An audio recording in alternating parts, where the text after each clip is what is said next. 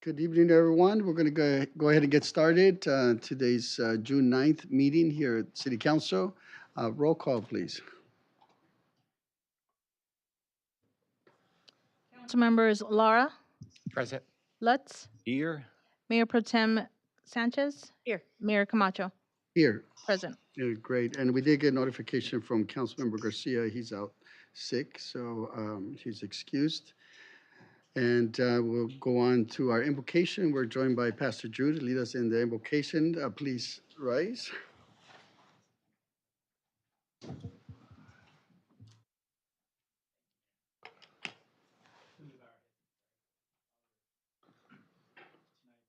Thank you for everything that you give us. May we be a grateful, thankful people.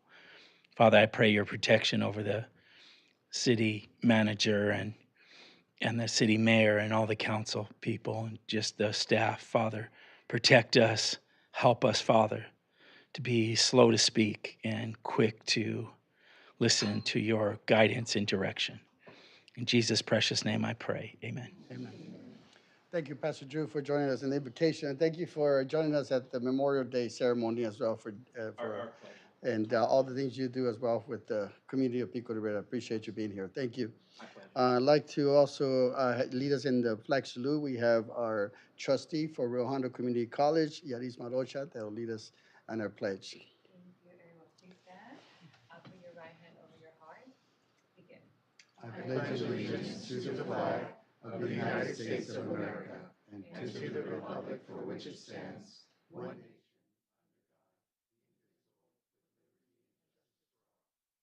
Thank you for that. And we don't have any special presentations this evening. They have been continued to our next meeting. So just want to recognize our commissioners here today. We have our planning commissioner, Yaris Marocha, also our trustee. Thank you. And also we have our veterans commissioner, Bobby Tanner, who's joining us as well. Thank you both for being here. And so having no special presentations, we're going to go ahead directly into our public hearings. We have 1, 2, 3, and 4 hearings, starting off with our first one is the fiscal year 2026-27 preliminary budget. Mr. City Manager. Yes, Mayor and City Council. Tonight we'll be receiving a presentation for the fiscal 2026-27 preliminary budget. As the council knows, this budget represents the second year of our biannual budget cycle and reflects the city's continued commitment to fiscal responsibility, long-term planning, and investment in community priorities. Despite economic uncertainty and ongoing cost pressures, staff has developed a balanced budget that maintains essential services, supports public safety, continues significant investments in infrastructure, and positions the city for long-term sustainability. At this time, I'll turn it over to our Director of Administrative Services, Jane Guo, for the presentation. Thank you. So good evening, Honorable Mayor and members of the City Council. Jane Guo, Director of Administrative Services, is here tonight to present the fiscal year 26-27 preliminary budget. It is the second year of the fiscal year 25-27 biannual budget, which was adopted and approved on June 24th, 2025. First, I would like to thank everybody across the organization and the executive team for their time, collaboration, and patience throughout this year's budget development process. It's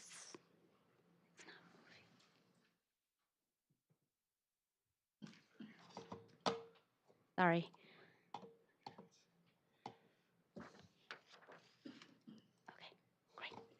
Yeah, thank you. Mm-mm. Sorry. Let me see this way. Okay. For fiscal year 26-27, the budget focuses on the City Council's strategic priorities by supporting essential services, infrastructure improvements, and long-term financial stability to proactively address future challenges. Will continue to serve the community and invest in Pico Rivera's future. While the revenue growth is expected to remain relatively flat, operating expenditures are expected to continue increasing. Despite this fiscal challenges, the city remained committed to invest in critical capital improvement projects. So during the budget development process, staff aligned all aspects of the budget with the city's strategic priorities and goals to build a lean and balanced budget. Staff also followed 3 key guidelines. One-time money should only be used for one-time costs. Live within our existing revenue streams. Maintain sustainable funding to support essential community services. So here's the timeline and schedule for delivering this budget. We began in January. In February, we provide the mid-year report. On May 5th, Public Works presented the second year of the city's 5-year CIP. During that presentation, the City Council raised several questions and identified several items for further consideration. The budget being presented tonight incorporate updates that address some of those requests. We will discuss those revisions in more detail later in the presentation. So today we are holding the public hearing, and we will have the adoption on June 23rd. So the city accomplished a lot in fiscal year 25-26. Here are a few highlights of the department's accomplishment that go beyond numbers. To name a few, Public Works complete the dog park project ahead of schedule and within budget. Parks and Recreation successfully hosted the grand opening of the dog park and unveiled the Purple Heart Monument. Public Works successfully completed several street pavement projects and the council chamber renovation. When the SNAP program was temporarily paused due to delays in federal budget approval, CED partnered with the Los Angeles Regional Food Bank to host the Pico Rivera food distribution event and provide assistance to residents in need. CED also brought forward a comprehensive modernization of the city's zoning code, as well as smoke-free multi-unit housing ordinance, to the City Council for consideration and approval. The city successfully implemented its AI policy, establishing a framework for the responsible use of emerging technologies. The city earned the prestigious Tree City USA designation in recognition of its commitment to urban forestry and environmental stewardship. Last but not least, the city successfully completed the dissolution of the successor agency, marking a significant milestone in its long-term financial and administrative efforts. So now we're on to the budget, focusing on the general fund and enterprise funds. To start the conversation, here is an update on the latest economic information obtained from UCLA Anderson School, Beacon Economics, HDL, and other well-known sources. We will also discuss the economic impacts in greater detail later for the budget assumptions. Nationwide economy continues to grow at a modest pace, with GDP projected at approximately 2.1%, down from 2.2% in 2025. The national economic has been supported by a stable labor market. Inflation remained elevated, with rates projected to range between approximately 3.4% and 3.8%. Consumer spending patterns continue to shift from goods towards services, which may impact sales tax and other economically sensitive revenues. State of California unemployment rate is projected to remain relatively stable at approximately 5.5% in 2026, with modest improvement to 5.1 in 2027. Housing market continue to face challenges related to higher borrowing costs, slower sales activity, and elevated construction costs. So locally, the revenues continue to follow broader national and statewide economic trends. The local housing market has shown signs of moderation, with median home prices declining approximately 2.6% between March 2025 and March 2026, as well as slower sales activity. So with these economic conditions, we made some assumptions for the fiscal year 26-27 preliminary budget. Sales tax revenue are projected to decline as consumers continue reducing discretionary purchases in response to higher price and ongoing inflationary pressures. Property tax revenues are projected to increase by approximately 10% despite signs of a slowing housing market.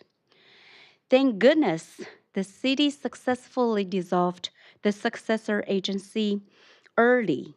As a result, the city is expected to receive an additional $955,000 annually in property tax revenues.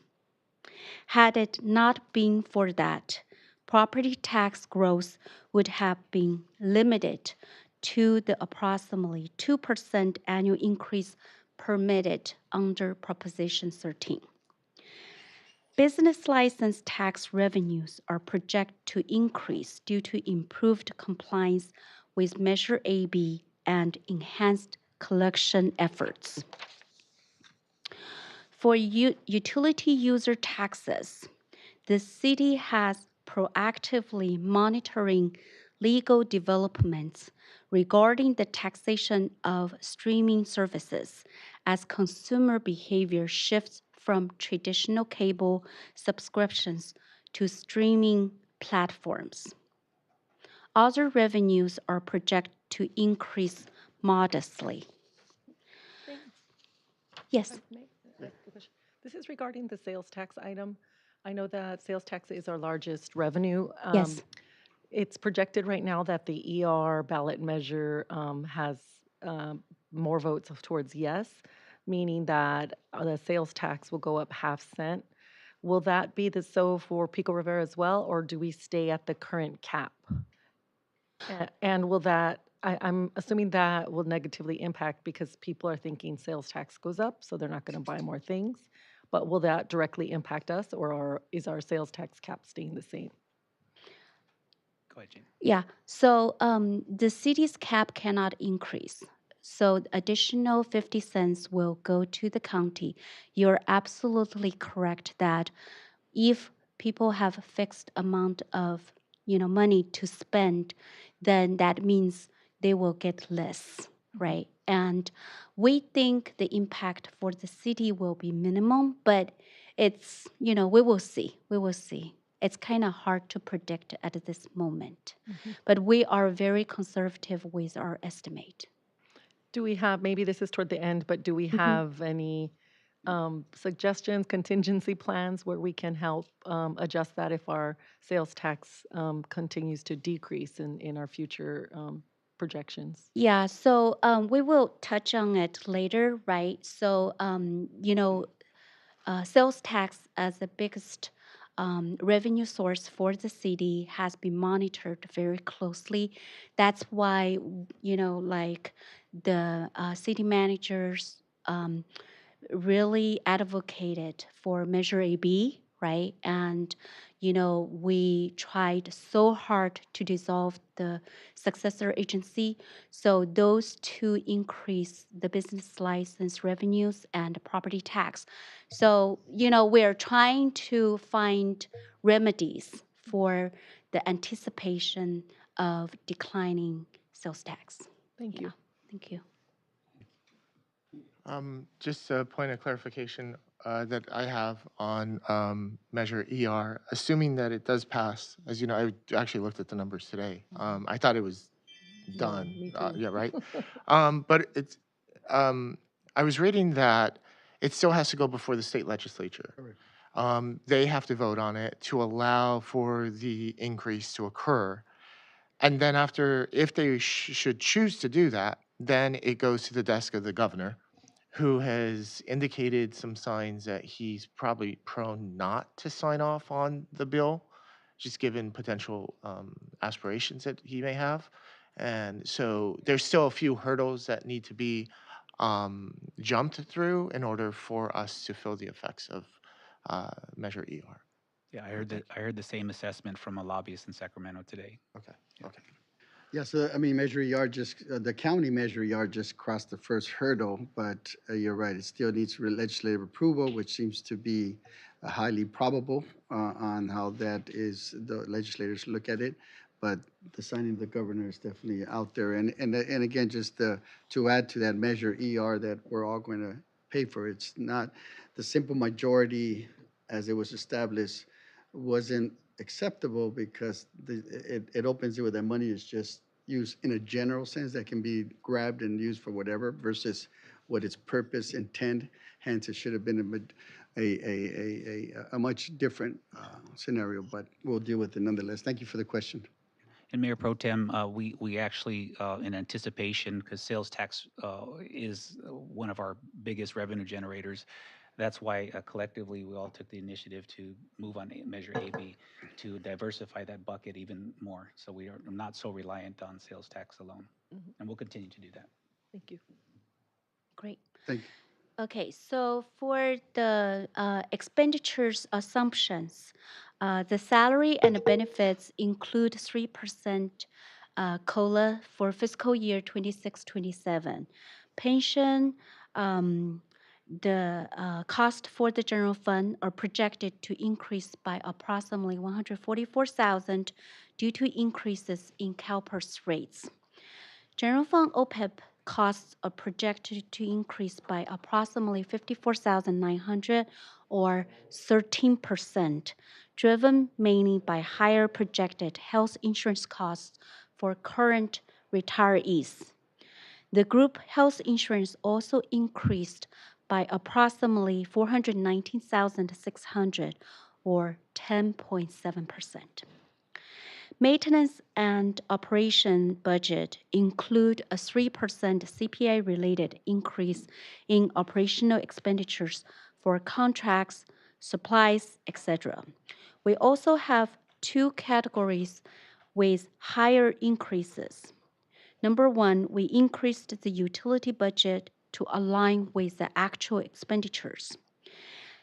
Number two, insurance premiums for general liabilities, workers' compensation, properties, cyber, etc., are projected to increase by approximately 28% due to global insurance market pricing.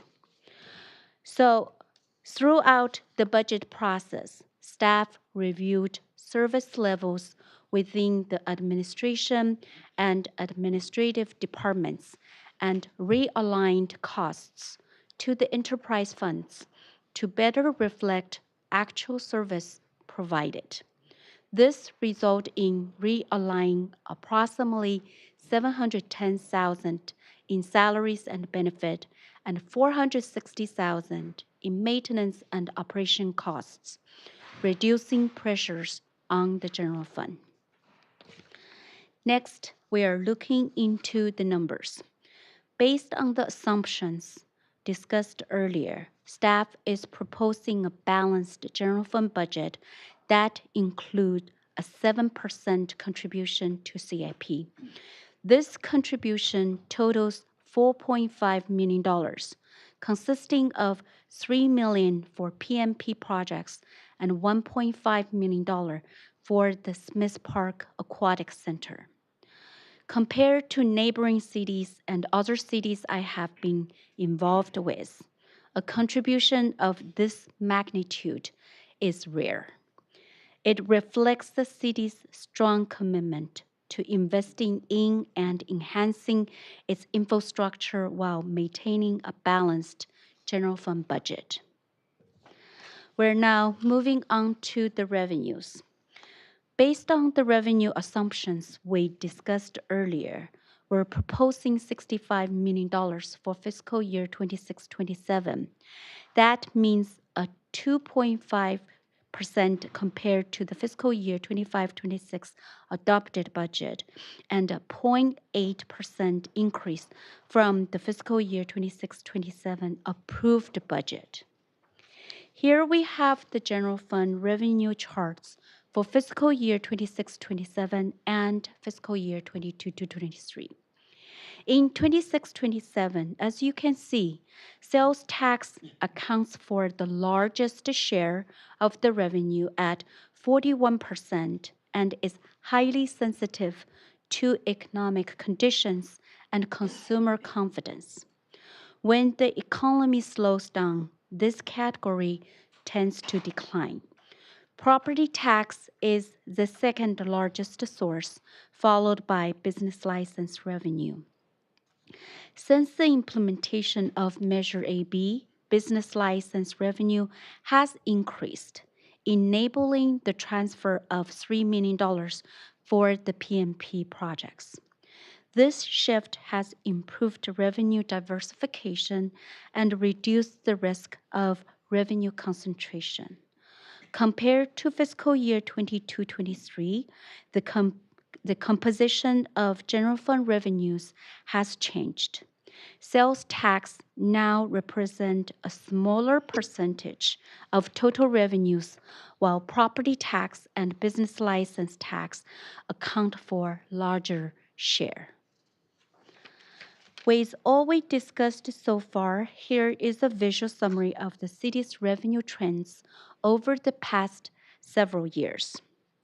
General fund revenues have grown from $56.9 million to $63.2 million, representing an increase of approximately 11%, with average annual growth exceeding 2%.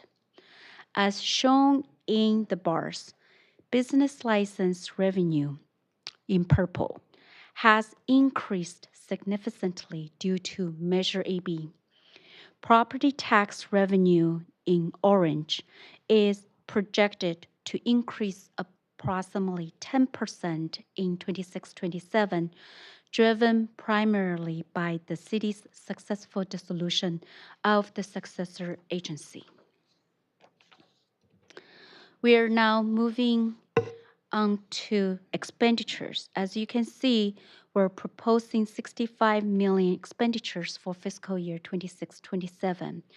The major categories of increases are public safety, parks and recreation, public works, and capital outlay transfer. In the next few slides, we will show you the types of costs that support the increases. This slide provides an overview of how general fund appropriations are allocated across departments for 26-27. You can see that we have a dedicated public safety force and programs in the city, so it's natural that public safety is the largest piece of the pie. Here is a snapshot of the expenditure components by category. Compared to fiscal year 25-26, the operating expenditures are projected to decrease by 1.6% in 26-27.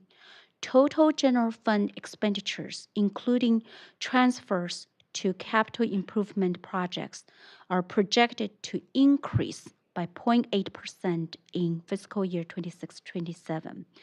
This reflects a decrease of approximately $965,000 in operating expenditures, partially offset by a $1.5 million increase in transfer out to CIP projects. We will go over the changes in slides that follow. Here are the citywide full-time positions. Proposed staff adjustments result in a net increase of 2 positions within Public Works to provide better street maintenance. Several reclassifications in administration, administrative services, community and economic development, and public works engineering are articulated in the agenda report. Overall, the general fund impact of the position changes is approximately $39,000. Next, we will discuss the summary changes to general fund salaries and benefits from the fiscal year 26-27 approved budget. Despite continued increases in pension, OPEB, and healthcare costs, the city has maintained a lean and cost-effective staffing structure to help manage long-term personnel costs. Full-time position changes increase the general fund budget by $39,000. The part-time position changes are for 2 additional part-time staff at the senior center, totaling $77,000. The city's OPEB obligation increased by approximately $97,000 based on the latest actuary valuation, with roughly $55,000 impacting the general fund. A citywide labor distribution review resulted in the realignment of portions of general fund costs to the water and prime funds, reducing general fund salary and benefit cost by more than $710,000 and helping offset rising pension, OPEB, and healthcare costs. The realignments are one-time adjustment for fiscal year 26-27. Overall, general fund salaries and benefit expenditures in 26-27 proposed budget are projected to decrease by $463,000 or 1.7%. Here are the summary changes to the general fund maintenance and operation from the 26-27 approved budget. This budget includes the final payment of approximately $63,000 under the city's sales tax sharing agreement. The proposed budget also includes additional funding for utilities and equipment replacement to address higher operational demand, rate increases, and rising replacement costs for vehicles and equipment. Staff also identified several offsetting measures, including reclassifying $391,000 grant-related expenditures out of the general fund and reducing departmental M&O expenditures by approximately $539,000. Overall, general fund M&O expenditures in 26-7 proposed budget are projected to decrease by approximately $502,000 or 1.4%, reflecting continued efforts to managing operating costs while maintaining core city services. Next, we want to show you the second year of the 5-year CIP budget, including funded and unfunded projects, totaling $222.7 million. The numbers in blue contains projects that are partially or fully unfunded. More details on the next slide. So here are the unfunded capital project needs. Following the CIP budget study session on May 5th, staff made a few minor changes to the CIP project with information available, and now the unfunded amount is approximately $13.2 million. The table does not include the Pico Boys Field project, as Public Works and Parks and Rec are still working on the estimates. Next, we will review the enterprise funds, which operate with fee-for-service structures. The water fund is supported by previously approved rate adjustments, which continue to fund critical capital projects, including the PFAS water treatment system and ongoing water main improvements. In a highly dynamic energy market, Prime continues to balance rate stability and long-term sustainability. Recent rate adjustments approved by the City Council help maintain financial stability while continue to provide competitive energy prices to the community. Due to the upcoming Whittier-Larrows Dam project, the fiscal year 26-27 golf course and sports arena budgets have been adjusted to reflect lower projected revenues and expenditures. The sports arena maintains an accumulative fund balance that is sufficient to offset projected budget deficit for fiscal year 26-27. So here are our recommended action items. Receive and file this budget and provide direction to staff. The next steps, staff will update the budget based on further discussion. At the June 23rd meeting, we will provide the final adjusted numbers with any cleanup items identified between now and then. We will also provide a 5-year general fund forecast for the budget adoption. On July 1st, the new fiscal year begins. So that concludes my presentation. We're happy to answer any of the questions. Thank you, Director. I appreciate it. Thank you. Very comprehensive. Everybody should be excited with this presentation. You know, we are very conservative, but at the same time, we look so good in front of other cities that present deficit. You know, not only we don't have a deficit, we are able to find $1.5 million for the Smith Park Aquatic Center. As you mentioned, that we've done some work as to being able to have a balanced budget, but we invest in our community, and to see the unfunded project versus the funded projects, the funded projects having most of them being grant funded says a lot. So definitely in comparison to many other cities, we are fiscally strong, and it's great to be fiscally prudent because we just don't know. But to be fiscally prudent and still be investing in our community, that says a lot about our budget and what we're doing here in the city. Questions? Yes, Mayor Pro Tem. Thank you. My first question is, I have two questions. One is, you had an item on the staffing, and there were negative in the HR section. There were 4. So those got moved to administration? Yes. Correct. So they weren't eliminated. They were just moved to a different Yeah, department. we just moved them out. Okay. My second question is, for the golf course, projected to be closed in October, for after 2027, the remaining 4 years, 2027 through 31, seems so far off. Do we project 0 on those, 0 revenue, or what is the expenditure going to be for those pending a closure? For 26-27, we projected ordinary operating expenditures for 3 months, and for the other 9 months, we projected the expenditures to maintain the facility. Okay. And for the future, same thing. Even if we don't have operating expenditures, we will budget the expenditures for maintenance of the facility. So make sure, it's still good. So how does that work for us?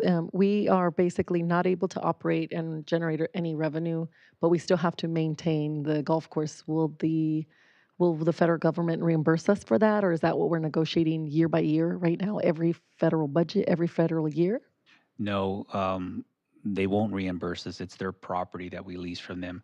However, we're still requesting mitigation dollars in hopes that we get it from the federal government. In addition, we're exploring other opportunities like maybe leasing it to them for the Army Corps, the contractor, to see if we could generate revenue to offset some of our M&O on the operation. After it's concluded, we'll get some land back. We're not sure how we're going to repurpose that, but at that point, we'll decide if the golf course is still viable or not. Okay, thank you. Thank you, Mayor Pro Tem. Any other questions? Councilmember? Yeah, thank you. Thank you for the presentation. Thank you to staff for all the hard work. How many employees are we at currently? Yeah, we're at 164. We added 2 positions this budget, primarily to assist with the water operations Okay. because of our PFAS systems. Yeah. But I don't think we've added any positions for the past 3 budgets. Yeah, 2 budgets. Okay, thank you. That's it. Thank you, Councilmember. Any other questions, comments? Director, thank you for the presentation. To your team, you guys are doing a great job, so I appreciate all of you. Thank you. Like to entertain a motion to approve. So move. Second. First and a second, roll call vote, please. Council members Lara, Yes. Lutz, Yes. Mayor Pro Tem Dr. Sanchez, Yes. Mayor Camacho. Yes. Motion passes 4-0. Thank you. Moving on to public hearing, item number 2, resolutions related to the Landscape and Lighting Assessment District. Number 1 for fiscal year 26-27. I'd like to open up this public hearing. Any memos, Mr. City Manager? None, Mayor. Any written communications? There were none received. Oral communications? None. I'd like to close this public hearing and entertain a motion. Motion to approve? Second. And the second, roll call vote, please. Council members Lara, Yes. Lutz, Yes. Mayor Pro Tem Dr. Sanchez, Yes. Mayor Camacho. Yes. Motion passes 4-0. Thank you. Moving on to item number 3, public hearing resolution related to the Paramount Mines Landscape Maintenance Assessment District for fiscal year 26-27. I'd like to open up this public hearing. Any memos, Mr. City Manager? None, Mayor. Written communications? There were none received. Oral? There were none. I'd like to close this public hearing and entertain a motion. Motion to approve? You got a first Second. and a second. Roll call vote, please. Council members Lara, Yes. Lutz, Yes. Mayor Pro Tem Dr. Sanchez, Yes. Mayor Camacho. Yes. Motion passes 4-0. Thank you. Moving on to public hearing number 4, status update on job vacancies in compliance with Assembly Bill 2561, local public employees. I'd like to open up this public hearing. Memo, Mr. City Manager. None, Mayor.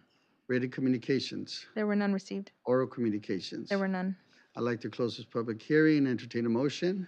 Motion to approve? Got a first Second. and a second. Roll call vote, please. Council members Lara, Yes.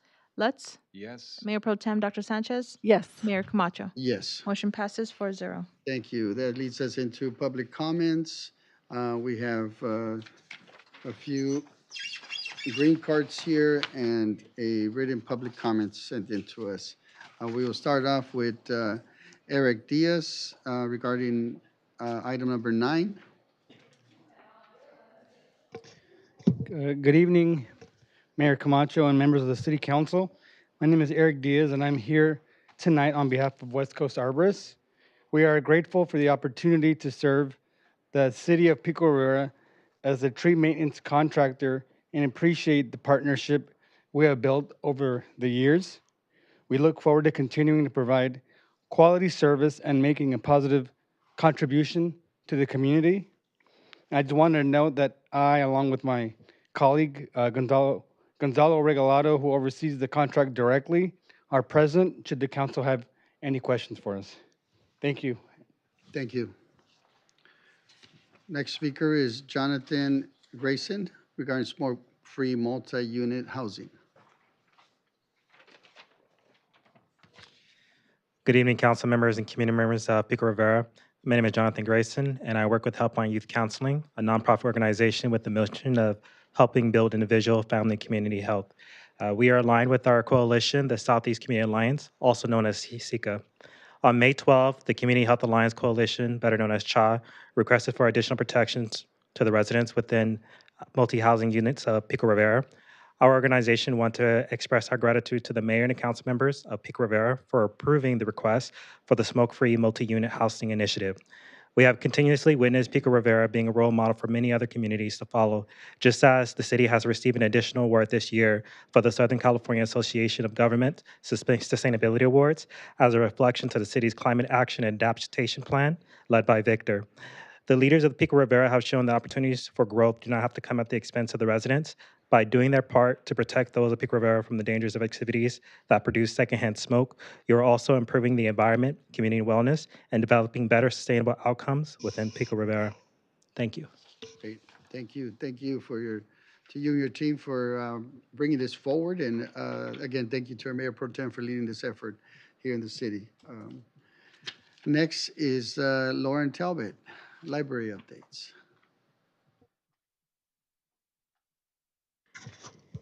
Good evening, Honorable Mayor and members of the City Council. My name is Lauren Talbot, and I'm the Community Library Manager at the Pico Rivera Library and the Rivera Library. Here are the updates for June.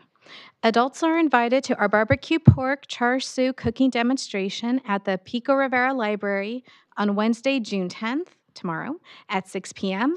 Acclaimed chef Phoebe Chow will talk about the culture and history behind this delicious dish and prepare samples for the audience to enjoy. Parents and babies are invited to our baby yoga program on Friday, June 12th at 3 p.m. at the Pico Rivera Library, where they will enjoy gentle music and learn the benefits of exercising with their baby. The Pico Rivera Library will be closed on Friday, June 19th for the Juneteenth holiday. Thank you. Thank you. Thank you for those updates. And then lastly, the written public comments submitted by Robert Vieira. It's in regards to the overnight parking at Lowe's and Ultra Beauty. I will submit this for the record. And Mr. City Manager, if we can address that issue. I know we've had problems with RVs and vans and overnight parking around that particular area. If we can go and check it out again through our code enforcement. Very good. Thank you. That concludes our public comment. Before I continue to our consent calendar, I do want to mention a few update on our legislative.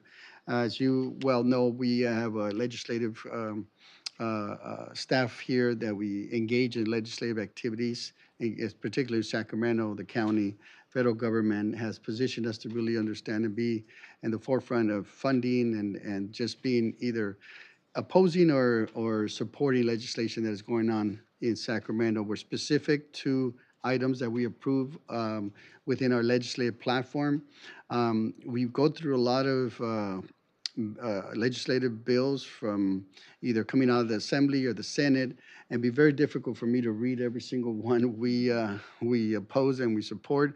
But I just want to do a quick summary, thanks to Jesse Garcia, our legislative manager that is helps within this realm, something that our city manager brought to the table to have this effort. So just bear with me. I'll update you on some of the legislative activities that it relates to Pico Rivera.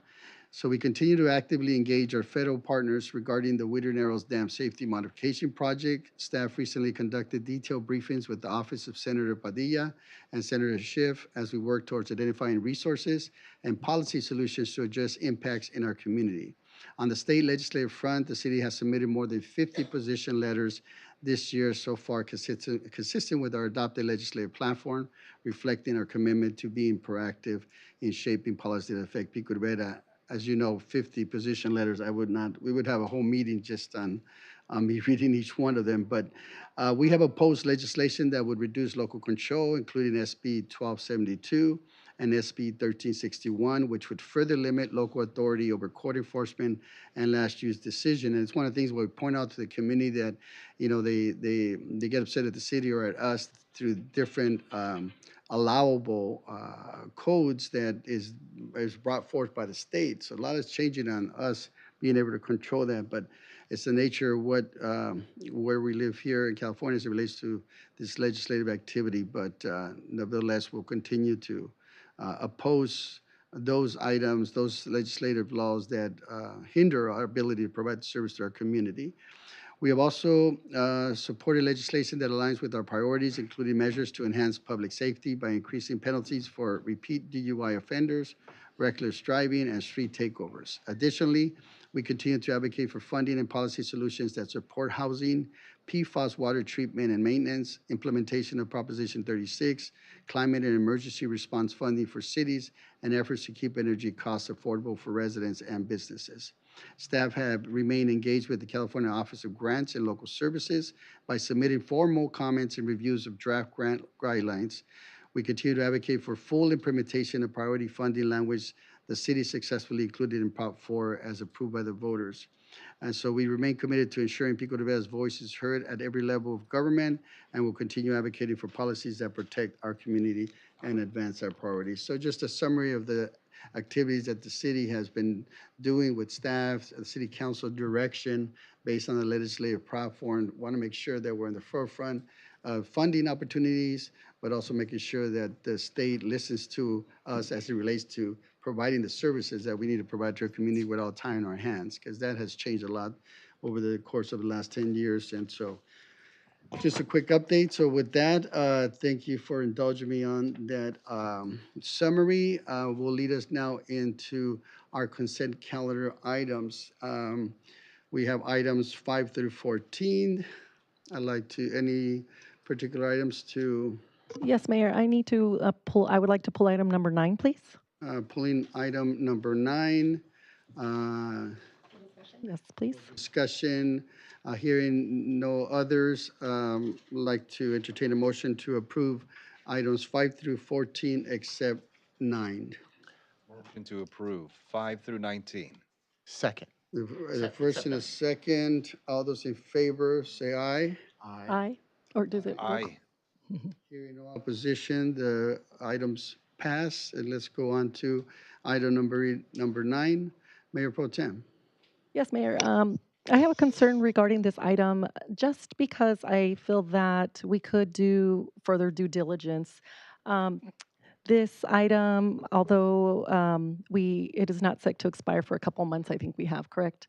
So I just felt that although West Coast Arborist, I have went on a tour, and I think it was a great facility.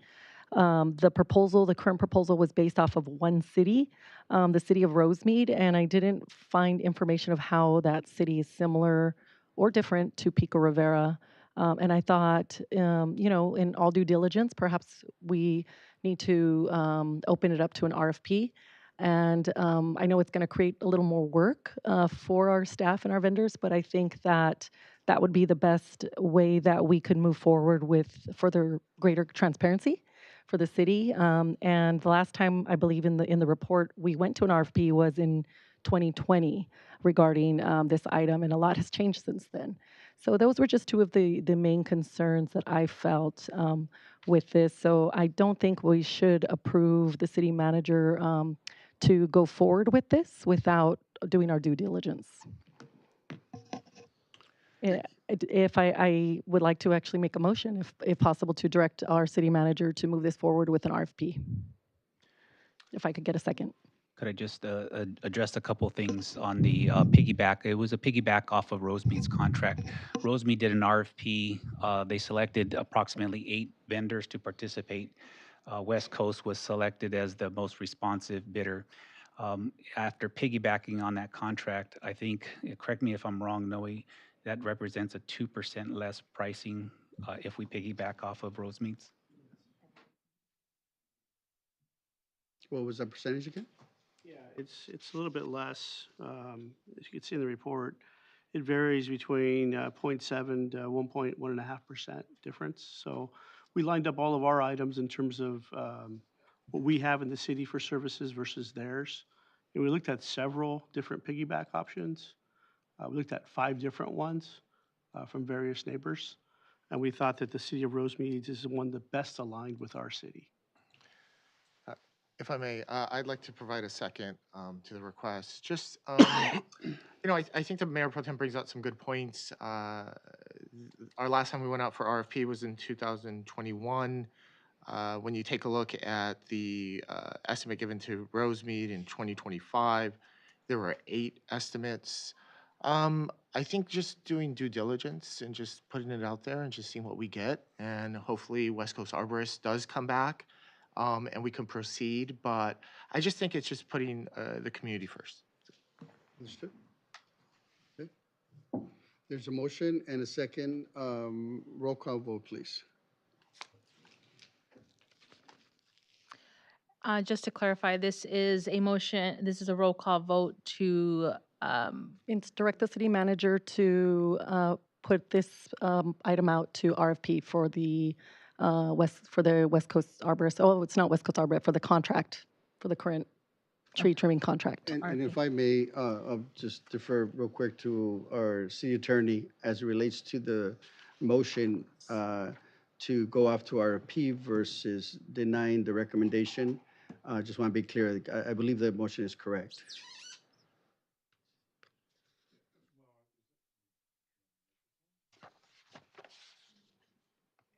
He put it on for you.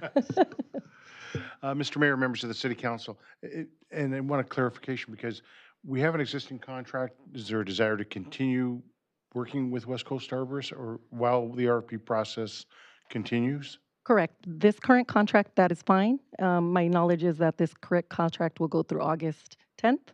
So we have a couple months. However, rather than renew the contract based off of Rosemead's proposal, to bid that out to RFP. And I'm not sure that all of that process would be completed by August 10th, but if, if it's not, then is contained within the motion to continue to work possibly on a month-to-month basis with West Coast Arborists? Correct. Is that in the current contract? That is subject to agreement with West Coast if they're open to that. Okay. So the motion is correct. Yes, so it's to refer the matter out to RFP, to continue working with our West Coast Arborists at the present time, and to, if the RFP is not returned back to the City Council by the August 10th, I'm sorry, 2026 timeline, then to continue to try to work with West Coast Arborists on a month-to-month basis. Is that correct? Yes. Very well. So there's a motion and a second on the item that was just clarified by our city attorney. Roll call vote, please.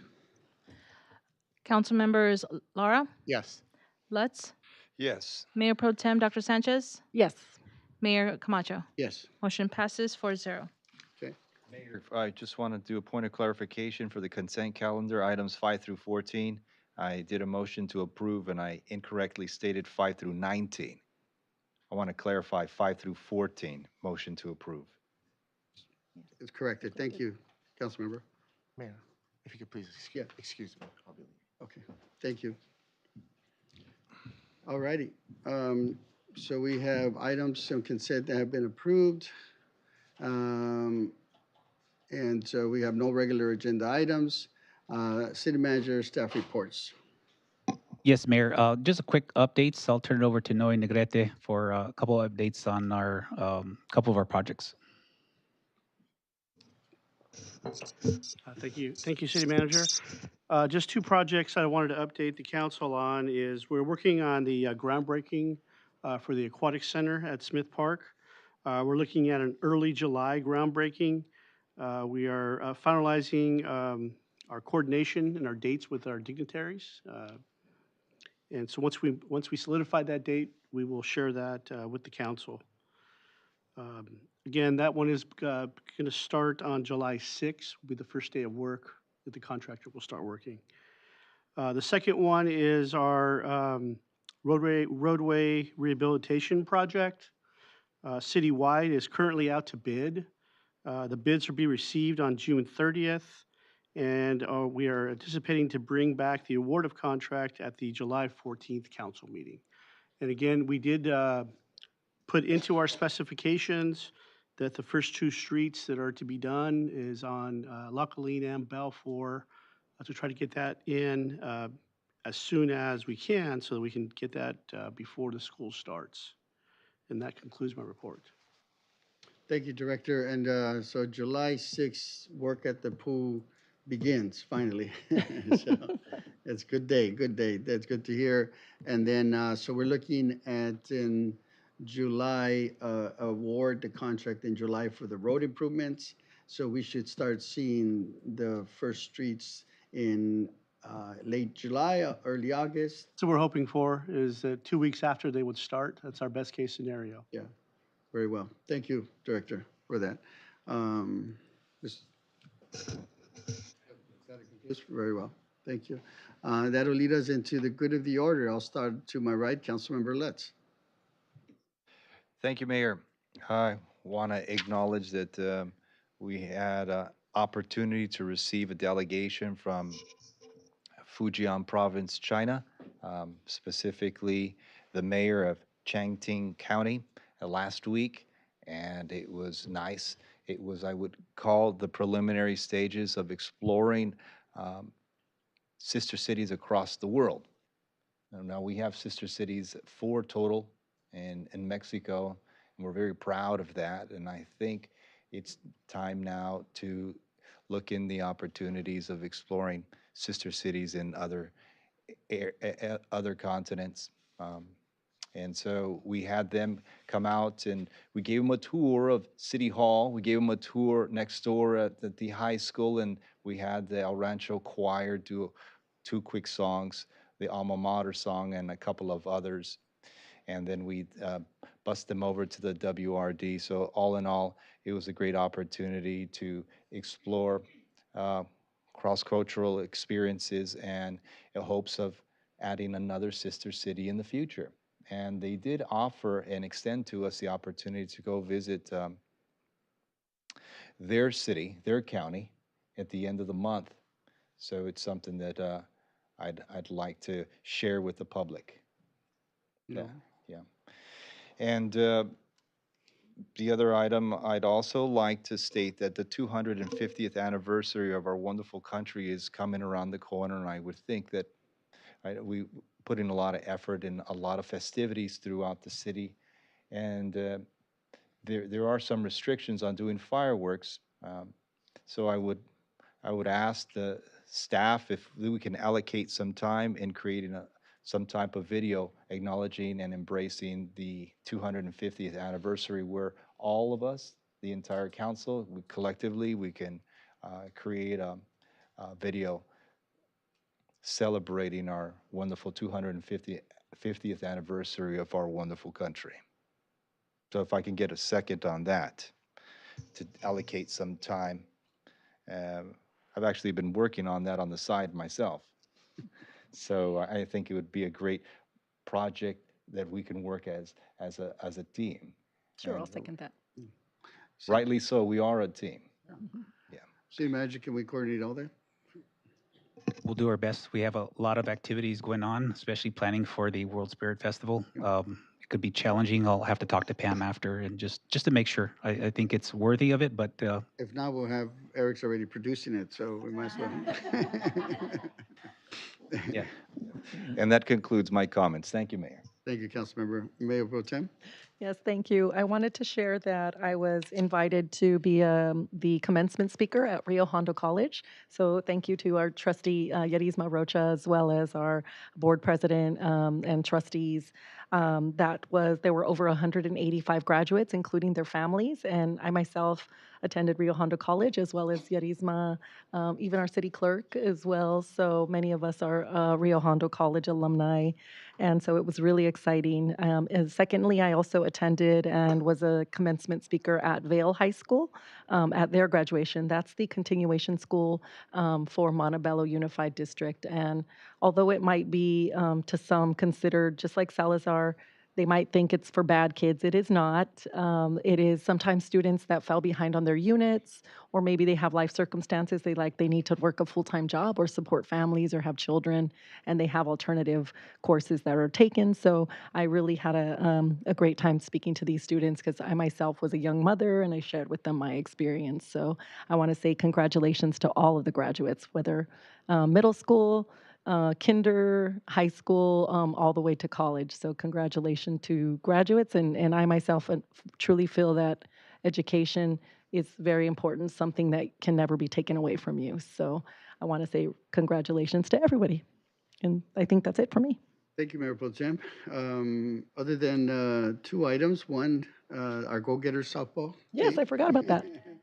Our Go-Getters city softball game that we won this time. We brought home the trophy. Barely. No thanks to me or to any of the city council up here.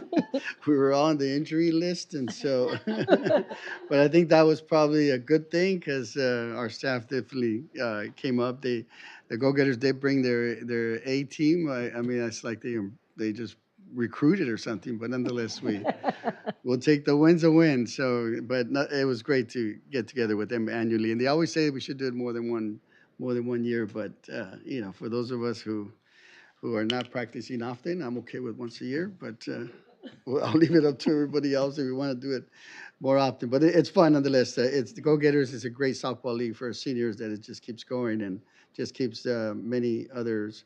And where's the trophy? Where does it stay? In the senior center? Did they keep it and not give it back? They ran. Well, we took pictures. We took pictures. We took pictures that day. I carried it like I was mine, but probably. Oh, we should bring Captain, it. can we investigate where the trophies are?